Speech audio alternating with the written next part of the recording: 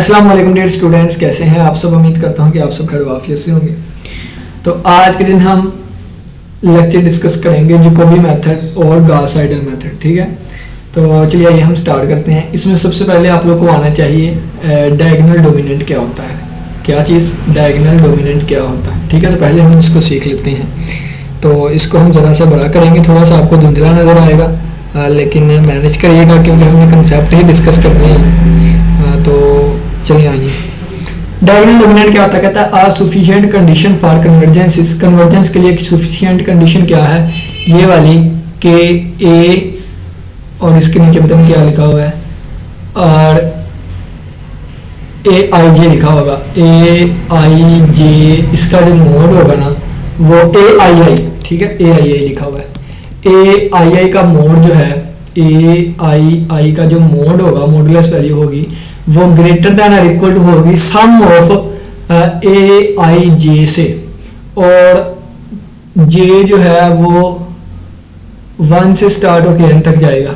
ठीक है, और i की वैल्यू जो है 1 2 3 सो ऑन कहाँ तक जाएगी? n तक जाएगी। ये वाली चीज लिखी है। इसका मतलब क्या है? सिंपल फॉर्म में ये बताते हैं कि आप लोगों ने क्या करना है। ए आई आई का मतलब क्या है कि डायगोनल वाली चीजें लेनी है, क्योंकि डायगोनल में आई जे के इक्वल होता है। ठीक है, तो डायगोनल वाले एलिमेंट की मॉडुलस वैल्यू बाकी तमाम के सम के मॉडुलस वैल्यू से बड़ी होनी चाहिए। ठीक है, एग्जांपल के तौर पे देखते हैं, यानी कि डायगोनल डोमिनेंट होता क्या है इसको देख लेते हैं हम। ठीक है, तो ये आराम आराम से समझाने की कोशिश कर रहा हूँ कि इस मेथड को गौर से समझिएगा। देखें, ये है ना रो, ये वाली रो है। ठीक है, इसमें अगर आप देखें तो ये हमारे पास क्या लिखा हुआ है? -2। सबसे पहले डायगोनल वाले एलिमेंट ले लें। ये डायगोनल हमारे पास आ गया। क्या आ गया? डायगोनल आ गया। ये हमारे पास डायगोनल आ गया, डायगोनल। ठीक हो गया। अब हम क्या करेंगे? ये वाला डिजिट उठाएंगे। ये कितना है? 7, या फिर लिखा हुआ है 9 या 7 लिखा होगा।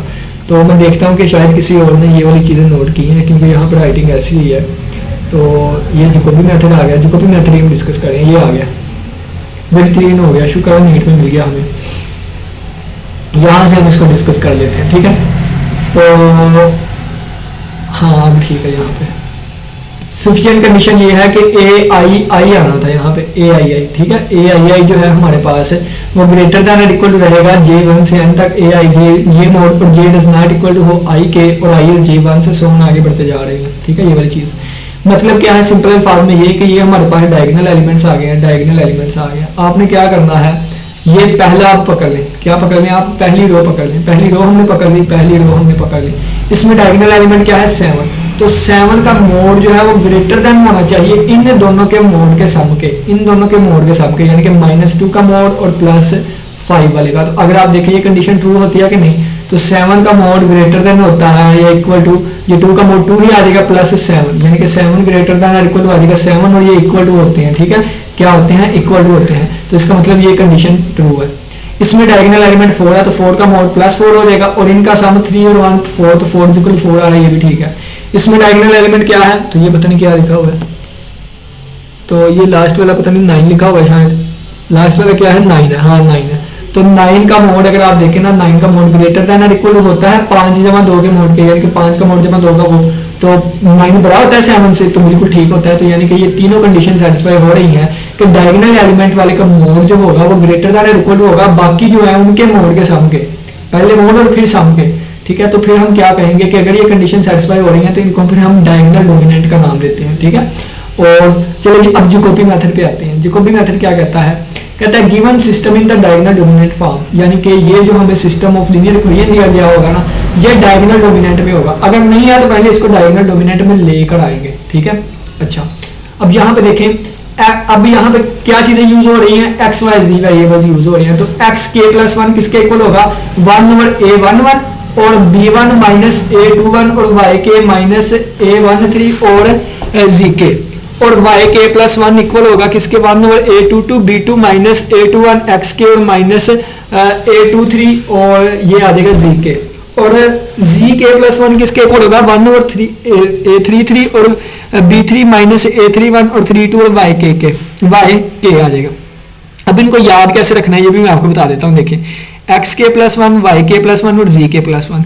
अब जब एक्स की बात की जाएगी तो 1 ओवर 1 यानी कि इसको उठाया जाएगा, जब वाई की बात की जाएगी तो इसको, और जब जी को उठाया जाएगा तो फिर जी वाले को, ठीक है, डायगोनल एलिमेंट को ये 1 ओवर में लिख देंगे। अब यहाँ पे देखें, जब यहाँ पे a11 आ गया है तो a11 के अलावा क्या बचा, a12, तो a12 आ गया। अब a12 के साथ क्या आता है, y आ रहा है, तो ये a12 के साथ y आ रहा है। और नेक्स्ट a13 के साथ z है, तो a13 के साथ z है, और यहाँ पे b1 लिखा हुआ है तो b1 लिखा हुआ है, ठीक हो गया। अब यहाँ पे देखें y वाली चीज उठाएंगे तो y वाले के लिए 1 ओवर a22 आ जाएगा, और नेक्स्ट क्या आएगा, देखें माइनस a21 x के, ये आ गया, और माइनस a23 y, ये z के आ गया, ये देखें, ठीक है। और अगर तीसरे वाले में देखें कैसे याद रखना है, तो तीसरे वाले के लिए हम ये उठाएंगे 1 ओवर a33 आ जाएगा, और क्या लिखेंगे, ये लिखेंगे माइनस a31 x के और माइनस a32 y के आ जाएगा, ठीक है। और ये वाले साइन पहले हमने ये वाले लिखने हैं, फिर माइनस में ये वो वाले लिख लेंगे, ठीक है। यानी कि अगर एग्जांपल के तौर पे मैंने अब इसको नहीं देखना, इसको मैंने नहीं देखना, ठीक है, तो ज़बानी करके देखता हूँ क्या ये चीज़ मेरी प्रैक्टिस हुई इस पे कि नहीं। तो अगर मैं कहूँ a11x प्लस a12y और ये ऊपर से देख के भी लिख रहा हूँ, ठीक है, b1 आ गया। और अगर मैं कहूँ a21x और प्लस a22y और plus a23z is equal to b2 है। और अगर मैं कहूँ a31x और प्लस a32y और plus a33z is equal to b3 है। तो अब इसको मैंने क्या करना है, इस फॉर्म में मैं लिखने लगा हूँ, जुबानी लिखूंगा। तो सबसे पहले मैं क्या लिखूंगा कि x के प्लस 1, फिर मेरा यहाँ पे आ जाएगा y के प्लस 1, और ये मैं आप लोग पे छोड़ दूंगा, यानी कि y वाला आप लोग पे छोड़ता हूँ, बाकी दोनों कर देता हूँ। इसके लिए क्या आ जाएगा 1 ओवर a11, इसके लिए फिर मैं उठाऊंगा b1 और माइनस a12 y के और माइनस a13 z के, बस इतना सा काम है। और ये अब आप डू योर सेल्फ करेंगे, यानी कि इसको आप ज़बानी लिख के देखें। मैं जी के वाला लिखता हूँ, तो जी के लिए हम क्या उठाएंगे, ये वाला उठाएंगे, तो 1 ओवर a33 और यहाँ पे क्या आ जाएगा b3, और b3 अब माइनस आ जाएगा क्या, ये वाली चीज़, तो आ जाएगी a31 और x के आ जाएगा, और माइनस ये आ जाएगा फिर a32y के, ये देखें यही चीज़ बन गई, ठीक है। तो ये वाला इस तरह आप लोगों ने याद रखना है।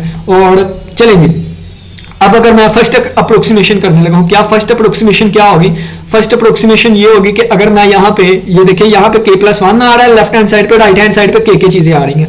जब मैं k की वैल्यू पुट कर दूंगा कितनी 0, तो फिर x1 y1 c1 आ जाएगा और आगे वाली 0 0 में आ जाएंगे, ठीक है। और इसी तरह जब मैं वैल्यू पुट कर दूंगा, ये हो गया रोटेट, ये रोटेट नहीं होता, नहीं घूम रहा, तो मोबाइल आप जो है वो उल्टा कर लें, टेढ़ा सा कर लें थोड़ा सा, या दूसरे नोट्स पे हम चले जाते हैं, दूसरे नोट्स पे, हाँ इस पे चले जाते हैं एक पेज के हिसाब से, ठीक है। तो ये हमारे पास यहाँ तक आ गए हम, ठीक है। अब वो यानी कि इस तरह वो अप्रोक्सीमेशन वगैरह आ जाएंगे, ठीक है। यानी कि इस तरह ये वाली ना अप्रोक्सीमेशन, फर्स्ट अप्रोक्सीमेशन ये होगी, ठीक है। इस तरह एक मिनट में कलर कर देता हूँ, ये फर्स्ट अप्रोक्सीमेशन हमारे पास होगी, क्या होगी फर्स्ट अप्रोक्सीमेशन। इसी तरह सेकंड साइड 4 यानी कि k की वैल्यू जो है पुट करी जाएंगे और अप्रोक्सीमेशन हमारे पास आ जाएगी। अच्छा जी, सबसे पहले कहते हैं कि एक्सरसाइज ये है कि सोल्व करना है हमने इस वाले क्वेश्चन को, और कैसे सोल्व करना है, बाय यूजिंग द जकोबी मेथड से। तो बाय जकोबी इटरेटिव मेथड, सबसे पहले आप देखें कि क्या ये उसमें है कि नहीं डोमिनेंट फॉर्म में। तो इसका डायगोनल की ये एलिमेंट, इसका डायगोनल का ये एलिमेंट, इसका डायगोनल का -1 एलिमेंट। तो पहले सबसे देखें क्या आ रहा है, 8 आ रहा है, तो क्या 8 का मोड ग्रेटर देन और इक्वल टू है -3 और +2 के मोड से, तो ये कितना बन जाएगा 8, ये 3 और 2 5, तो 8 बड़ा होता है 5 से, यानी कि ये इसके लिए कंडीशन ट्रू होगी। अब दूसरे की बात करते हैं, तो इसका दूसरा एलिमेंट लेना है क्योंकि डायगोनल में 3 आ रहा है, तो 3 का मोड बड़ा होता है 6 और 12 के मोड से। तो 3 का मोड क्या ग्रेटर देन है 6 के मोड और प्लस 12 के मोड से, 12 के मोड से, तो नहीं, 3 जो है वो 18 से बड़ा नहीं होता, तो ये कंडीशन को सेटिस्फाई नहीं कर रहा, ठीक है। तो ये सेकंड वाले ने यानी कि कंडीशन सेटिस्फाई नहीं की। अब हम क्या करेंगे, इसको डोमिनेंट फॉर्म में लेके आएंगे। हम क्या करेंगे, इसको यहाँ पे लिख लेंगे, इसको यहाँ पे, क्योंकि सिस्टम ऑफ लीनियर इक्वेशन है, जिसको मर्जी सोल्व कर लें। देखिए ना, x + y = 2 लिखा हो और x - y = 7 लिखा हो, तो ऊपर वाले को नीचे लिख लें, नीचे वाले को ऊपर लिख लें, फर्क तो कोई नहीं पड़ता होता, ठीक है। तो हम क्या करेंगे, हम नीचे वाले को ऊपर लिख लेंगे, ऊपर वाले को नीचे लिख देंगे, नीचे लिख के और ऊपर लिख के, तो ये हमारे पास जो फॉर्म बनेगी ना वो बन जाएगी ये वाली, ठीक है। इसने तो हमारी कंडीशन सेटिस्फाई कर दी थी। अब इसकी बारी है। अब पहले जब ये दूसरे नंबर पे थी डायगोनल ये था, डायगोनल, अब डायगोनल एलिमेंट ये वाला आ गया है। तो अब हमने देखना है कि क्या 11 का जो मोड है वो ग्रेटर देन इक्वल है 4 के मोड प्लस -1 के मोड से। तो 11 का मोड बड़ा होता है 5 से, यानी कि 11 बड़ा होता है 5 से, तो ये भी सेटिस्फाई होगी। अब यहाँ पे इसका डायगोनल ये है, तो 12 क्या बड़ा होता है 6 जमा 9 से, तो हाँ 12 बड़ा होता है 9 से, ठीक है, 6 जमा 3 यानी कि 9 से, तो ये भी कंडीशन को सेटिस्फाई कर गया। तो ये डोमिनेंट फॉर्म में आ गए। अब डोमिनेंट फॉर्म में आ गए तो हम क्या करेंगे, हम लिखेंगे सो जैकोबी आइटरेशन। जैकोबी आइटरेशन क्या होगी, ये मैंने यहाँ पे चीजें डायरेक्ट की है। जैकोबी आइटरेशन का फार्मूला लिखते हैं, मैं एक वाला लिख के दिखा देता हूँ। एक्स के प्लस 1 इज इक्वल टू आ जाएगा 1/a11, और यहाँ पे क्या आ जाना था b1 माइनस a21 y और माइनस a21 a12, ठीक है, और a13 और z के, ये वाली चीज थी, ठीक है, ये वाली चीज थी ना। अब देखें a11 की जगह पे क्या आएगा, तो a11 हमारे पास क्या है, ये हमारे पास a11 है, a22 है और ये a33 है। तो a11 की जगह क्या आ जाएगा 8 आ जाएगा, a22 की जगह पे क्या आ जाएगा, ये दरमियान वाली चीज आ जाएगी। दरमियान में क्या था 11 था, ठीक है, तो a22 की जगह कितना आ जाएगा 11 आ जाएगा, और ये a33 की जगह पे क्या आएगा 1/12 आ जाएगा। अब b1 b2 b3 कितने हैं, ये b1 है, ये b2 है, ये b3 है, तो ये b1 b2 b3 आ गया, ठीक हो गया। अब ये देखें इसमें आपको पता है कि a12 यूज होगा a13, तो a12 a13 की वैल्यू, ठीक है, और इसमें a21 और a23 की वैल्यू, और इसमें a31 और a32 की वैल्यू, ठीक है, ये वाली पुट करके हमने ये इस तरह लिख दिया जैकोबी आइटरेशन, ठीक है। अब हम क्या करेंगे, अब हम k की वैल्यू 0 पुट करेंगे। जब हमने k की वैल्यू 0 पुट की ना, तो जब k की वैल्यू 0 पुट की तो यहाँ पे आ जाएगा x1, यहाँ आएगा y1, यहाँ आ जाएगा z1, और यहाँ पे बन जाएगा y0 z0, यहाँ पे बन जाएगा x0 z0, और यहाँ पे x0 और k0। तो हमारे पास ये वाली चीज आ गई, ठीक है, यानी कि यहाँ से ये वाली चीज आ गई, ठीक है, ये वाली चीज यहाँ पे आ गई, ठीक हो गया, यहाँ पे ये वाली चीज आ गई, और ये y1 के हिसाब से ये वाली चीज आ गई, ठीक है, y1 के हिसाब से ये वाली, और z1 के हिसाब से ये वाली चीज आ गई हमारे पास, ठीक है। अब ये देखें,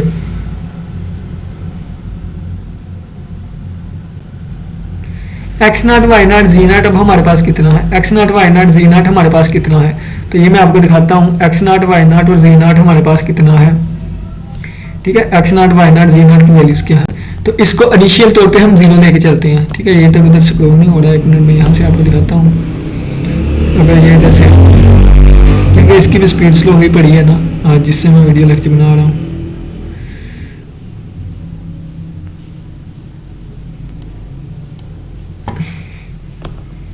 x0 y0 z0 ये स्टार्टिंग पे 0 होती हैं,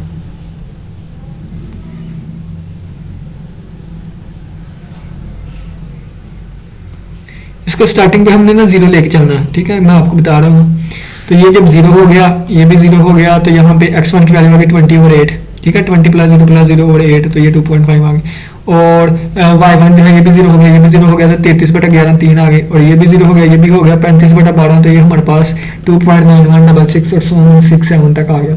अब ये हमारे पास किसकी वैल्यू आई, ये x1 की वैल्यू आ गई, ये y1 की वैल्यू आ गई, ये z1 की वैल्यू आ गई। अब हम क्या पुट करेंगे, अब सेकंड अप्रोक्सीमेशन के लिए k की वैल्यू 1 पुट करेंगे, तो x2 का जवाब y1 z1 में आ जाएगा, y2 का जवाब x1 और z1 में आ जाएगा, z2 का जवाब इसमें आ जाएगा। अब यहाँ पे y1 और y2 z1 x1 और z1 और x1 और y1 की वैल्यू कहाँ से पुट करेंगे, ये यहाँ से जो अभी अभी हम ऊपर फाइंड करके आए हैं, ठीक है, ये वाली वैल्यूज पुट करेंगे। तो ये वाली वैल्यूज हम यहाँ पे रख देंगे और इसको सोल्व करेंगे, ये x2 की आ गई, ये y2 की आ गई, ये z2 की आ गई वैल्यू, ठीक है। अब हम थर्ड अप्रोक्सीमेशन करेंगे, यानी कि k की वैल्यू जब 2 रख देंगे, जब k की वैल्यू 2 रख देंगे, फिर x3 y3 z3 का आंसर आ जाएगा। देखिए ये मैंने क्लास में बैठ के नोट किया है ना, तो मैं चीजें डायरेक्ट ही कर लेता हूँ, क्योंकि पीछे वाले दो अप्रोक्सीमेशन से हमें पता तो चल गया हम लोगों ने कैसे चलना है, ठीक है। तो ये इसी तरह थर्ड अप्रोक्सीमेशन में x3 की वैल्यू y3 की z3 की वैल्यू ये आगे कैलकुलेट करके देख सकते हैं आप। एक और स्टेप कर लेना खुद डू योरसेल्फ में, यानी कि ये जिस तरह स्टेप सोल्व है इस तरह एक करके देखिए, x3 y3 z3 की वैल्यू ठीक आती है आपकी, तो बस छोड़ दे क्वेश्चन, आप कहेंगे हो जाएगा और फिर आगे बढ़े, ठीक है। यानी इस तरह फोर्थ वाली अप्रोक्सीमेशन में ये वाली वैल्यूज आ जाएगी, फिफ्थ वाली में ये आ जाएगी, 6 वाली में ये आ जाएगी, 7 वाली में ये, 8 वाली में ये आ जाएगी, 9 वाली में वो नीचे, 8 वाली में नीचे लिखी हुई है, ठीक है। अब नेक्स्ट अप्रोक्सीमेशन से चलिए, 9 वाली आ गई है, 10 वाली है, 11 वाली आ गई अप्रोक्सीमेशन, ये 12 वाली अप्रोक्सीमेशन आ गई, और बस ये 12 वाली आ गई, ठीक है। जब 12 वाली आ गई तो हमने कहा कि z12 ये आ गया, x12 ये आ गया, y12 आ गया, the solution set correct to 4 decimals. तो ये हमारे पास 4 डेसिमल तक करेक्ट आ गया, देखें ना। पीछे भी हमारे पास z की वैल्यू कितनी है, अशारी के बाद 911.8, तो अशारी के बाद 911.8 देखे सेम आ रही है। पीछे वाले अप्रोक्सीमेशन में x की वैल्यू कितनी है, अशारी के बाद 3.816, जीरो है ये 3.0167, तो 3.0167 ये देखें। अब 11th वाले अप्रोक्सीमेशन में देखें तो 1.9858 है, तो 1.9858 है, तो इसका मतलब ये है कि ये जो हमारे पास एक्स और जी की वैल्यूज थी इशारे के बाद 4 डेसिमल प्लेसेस तक सेम आ गई हैं, तो हम क्या कह देंगे कि यही हमारा रिक्वायर्ड आंसर है। नेक्स्ट हमारे पास आ गया गॉस साइडल मेथड, ये लिखा हुआ है गॉस, थोड़ा सा ऊपर लिखना था, तो ये हमारे पास आ गया गॉस साइडल मेथड। अब गॉस साइडल मेथड में क्या होगा, तो यहाँ पे दोबारा वही एक सिस्टम लिखा होगा, ठीक है, consider a system diagonal dominant form. अब ये सिस्टम किस में होना चाहिए, डायगोनल डोमिनेंट फॉर्म में होना चाहिए। गॉस साइडल मेथड में भी क्या होना चाहिए, डायगोनल डोमिनेंट फॉर्म में होना चाहिए, तो ये डायगोनल डोमिनेंट फॉर्म में हमें दे दिया गया है। अब इसमें भी सब कुछ वैसे ही होगा, लेकिन क्या होगा, एक्स के प्लस 1 = 1 और a11 ये वाली चीज आ गई। अब ये देखें, अब यहाँ पे देखें, आपको एक सिंपल सी बात बताता हूँ, मैं वापस जाके ना वहां पे बताता हूँ आपको। हमने कहा था ये वाली चीज है, ठीक है, यानी कि अप्रोक्सीमेशन ये होती थी, एक्स के प्लस 1 इसके इक्वल होता था, वाई के प्लस 1 इसके होता था, जी के प्लस 1 इसके इक्वल होता था। अब मैं यहाँ पे कहूंगा कि जब हमारे पास एक्स के प्लस 1 आ गया है यहाँ से एक वैल्यू, तो फिर यहाँ पे मैं एक्स क्यों यूज कर रहा हूँ, जबकि मेरे पास तो एक्स के प्लस 1 आ गया है। तो यहाँ पे मैं एक्स के यूज करने के बाद एक्स के प्लस 1 यूज करूंगा, ठीक है। अब यहां पे देखें, जब मेरे पास y के प्लस 1 की वैल्यू यहां पे आ गई है, तो मैं यहां पे फिर y के क्यों यूज कर रहा हूं, मुझे y के प्लस 1 यूज करना चाहिए, वो ज्यादा फिर जल्दी आंसर आएंगे। यहां भी x के प्लस 1 यूज करना चाहिए, ज्यादा जल्दी आएगा आंसर। तो मैंने क्या किया, यहां पे x के प्लस 1 लिख दिया, यहां पे x के प्लस 1, यहां y के प्लस 1 लिख दिया, तो ये हमारे पास गॉस साइडल मेथड बन गया। कौन सा बन गया, गॉस साइडल मेथड बन गया। बस इतना सा काम था, बाकी सारा प्रोसीजर वही है, ठीक है। ये डू योरसेल्फ पे भी आप कर सकते हैं, मैं ना भी करवाऊं आप खुद कर सकते हैं, ठीक है। तो इसकी अप्रोक्सीमेशन क्या बनेगी, k प्लस 1 वाला y के जी के ही आ जाएगा, ठीक है, y के प्लस 1 वाला। अब x के नहीं आएगा, x के प्लस 1 आएगा, क्योंकि ये वाली वैल्यू हमारे पास मौजूद है, और z के वैसे ही आएगा, क्योंकि z के प्लस 1 की वैल्यू नहीं है। z के प्लस 1 में x वाली चीज और y वाली यूज होगी, तो x के प्लस 1 देखिए हमें मालूम है, और y के प्लस 1 भी हम पीछे वाला यूज कर लेंगे। तो ये हमारे पास इस तरह होगा इसमें, और इसकी फर्स्ट अप्रोक्सीमेशन देख लें। So writing the Gauss Seidel method, Gauss Seidel method उसी मेथड पे लगाया, तो ये 1 ओवर a11 की जगह 8 लगा दिया, a22 की जगह 11 लगा दिया, a33 की जगह हमने 12 लगा दिया, ये b1 b2 b3 की वैल्यूज आ गई। और यहाँ पे देखें अगर आप, तो y के लगा दिया, यहाँ पे z के, यहाँ पे अब x के प्लस 1, क्योंकि ये चीज हमें यहाँ से मालूम हो जाएगी, यहाँ z के ही। अब z के प्लस 1 में x के प्लस 1 लगाया, क्योंकि ये हमें कीमत पता चल गई, और y के प्लस 1 लगाया, क्योंकि यहाँ से हमें ये वाली कीमत पता चल गई। ठीक हो गया, तो चले जी आगे बढ़ते हैं। फर्स्ट अप्रोक्सीमेशन क्या होगी, k की वैल्यू 0 रख देंगे। k की वैल्यू 0 रखेंगे ना, अब यहाँ पे गौर करिएगा, जब k की वैल्यू मैं 0 रखूंगा ना, k की वैल्यू क्या रखूंगा 0, जब k की वैल्यू क्या रखूंगा 0, जब k की वैल्यू क्या रखूंगा 0 रखूंगा, तो ये x1 आ जाएगा, ये भी y1 आ जाएगा, ये z1 आ जाएगा। अब यहाँ पे क्या आ जाएगा y0 और z0, क्योंकि k की वैल्यू 0 रखी है। अब यहाँ पे 0 रखूंगा तो x1 आएगा, क्योंकि x1 हमें मालूम है, और यहाँ पे 0 ही आएगा। अब यहाँ पे x1 आएगा क्योंकि x1 मौजूद है, और y1 आएगा क्योंकि y1 हमें मौजूद है, अब मालूम है। ठीक है, तो इसी तरह ये वाली देखें, ये बन गई है, यानी कि x1 जो है वो y0 z0 में बना है, y1 जो है वो x1 और z0 में बना है, और z1 जो है वो x1 और y1 में बना है। ठीक है, नॉट में नहीं बना, अब 1 में बना है। तो हमने स्टार्ट कर लिया, क्या स्टार्टिंग पे हमारे पास x0 y0 z0 0 था, तो जब 0 रखे तो ये कैंसिल हो गए, और 20/8 तो वैल्यू आ गई हमारे पास, जितनी भी 2.5 आ जाएगी। ठीक है, 2.5 आ गई, किसकी x1 की वैल्यू आ गई 2.5 आ गई। अब पहले तो हम यहाँ पे y0 भी 0 पुट कर देते, यहाँ पे x0 भी 0 पुट करते थे, z0 भी 0 पुट, अब x0 0 नहीं पुट करेंगे, यहाँ पे अब x1 की वैल्यू आएगी कितनी 2.5, तो 2.5 ये वाली, तो यहाँ से फिर ये इस तरह y1 आ जाएगा। इसी तरह z1 में हम x1 और y1 की वैल्यू यूज करेंगे, तो इस तरह z1 की वैल्यू ये वाली आ जाएगी। सेकंड अप्रोक्सीमेशन करेंगे, और इसमें हम सेकंड अप्रोक्सीमेशन में हमारे पास 3 वैल्यूज निकल के आएंगे, x2 y2 z2 की। अब x2 में y1 और z1 ही यूज होगा। ठीक है, y2 में x2 यूज होगा, क्योंकि x2 हमें मालूम हो गया, और z1 ही यूज होगा, और z2 में y2 और x2 यूज होगा। ठीक है, क्योंकि यहाँ से हमें पीछे से पता चल गई है। और इसी तरह थर्ड अप्रोक्सीमेशन हो, देखे मैंने डायरेक्ट किया है कि सोन चलते जाएंगे, इसी तरह 7th वाली अप्रोक्सीमेशन आ जाएगी, और करते करते करते हमारा जो है वो solution correct to 4 decimal places तक पहुंच जाएगा, और हम कहेंगे कि ये हमारा रिक्वायर्ड आंसर है। और ये होमवर्क के तौर पर क्वेश्चन लिखे गए थे कि इसको गॉस एलिमिनेशन मेथड से, एलयू डिकम्पोजिशन से, जैकोबी मेथड से, गॉस साइडल मेथड से हम करना है। तो ये आप एज अ प्रैक्टिस के तौर पर ये क्वेश्चन खुद कर सकते हैं। ठीक है, ये होमवर्क के तौर पर एक ये क्वेश्चन है, एक ये वाला क्वेश्चन है। ठीक है, नजर आ रहा होगा, नहीं तो कहते हैं तो पढ़ के सुना देता हूँ, नजर तो मुझे भी कम आ रहा है। 10x - 2y - z - zw minus जी डब्ल्यू, पता नहीं कितना है, इज इक्वल टू 3 लिखा है, minus 2x plus 10y minus जी डब्ल्यू, डब्ल्यू फिर आ गया, इज इक्वल टू 15। और अच्छा यानी कि ये 4 वेरिएबल इसमें यूज हो रहे हैं। 10x minus 2y minus z plus डब्ल्यू इज इक्वल टू 3 है, minus 2x plus 10y minus z minus डब्ल्यू इज इक्वल टू 15 है, minus x minus y plus 10z minus 2w और इज इक्वल टू 27 है, और y minus 2z plus 10w is equal to minus 9 है। ठीक है, इनको सारे मेथड से करना है। अब ये वाला क्या है, 3x minus 4y plus is equal to 13 है, x plus y plus 3y is equal to 3z is equal to 8 है, और ये 9x plus 5y minus 2z is equal to minus 7 है। इसको भी तमाम मेथड से करना है। तो ये होमवर्क के तौर पे और नेक्स्ट देख लेते हैं। बस इतना ही, उम्मीद करता हूँ कि आज की लेक्चर की समझ आई होगी। किसी बच्चे का कोई भी क्वेश्चन लाजमी पूछिएगा। इंशाल्लाह नेक्स्ट मुलाकात भी नेक्स्ट लेक्चर के साथ। तब तक के लिए इजाजत दें। अल्लाह हाफिज़, अल्लाह निगहबान।